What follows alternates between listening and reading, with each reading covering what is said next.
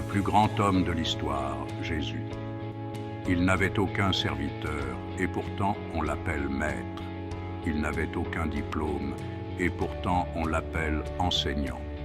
Il n'avait aucun remède, et pourtant on l'appelle guérisseur. Il n'avait aucune armée, et pourtant les rois le craignaient. Il n'a remporté aucune bataille militaire, et pourtant il a conquis le monde. Il n'habitait pas dans un château, et pourtant on l'appelle Seigneur. Il ne dirigeait aucune nation, et pourtant on l'appelle roi. Il n'a commis aucun crime, et pourtant on l'a crucifié. Il a été enterré dans un tombeau, et pourtant il vit encore aujourd'hui.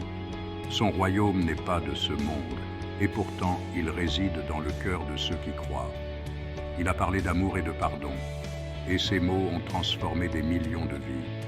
Il n'offre aucune richesse matérielle, et pourtant nous le considérons comme le trésor de notre existence.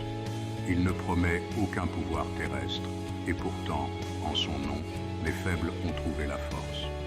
Bien qu'il n'ait laissé aucun écrit, son message a rempli d'innombrables pages. Dans sa faiblesse, nous trouvons notre force. Dans sa souffrance, notre salut. Il continue de nous inviter dans une histoire de rédemption, d'amour et de vie éternelle. Son nom est Jésus-Christ.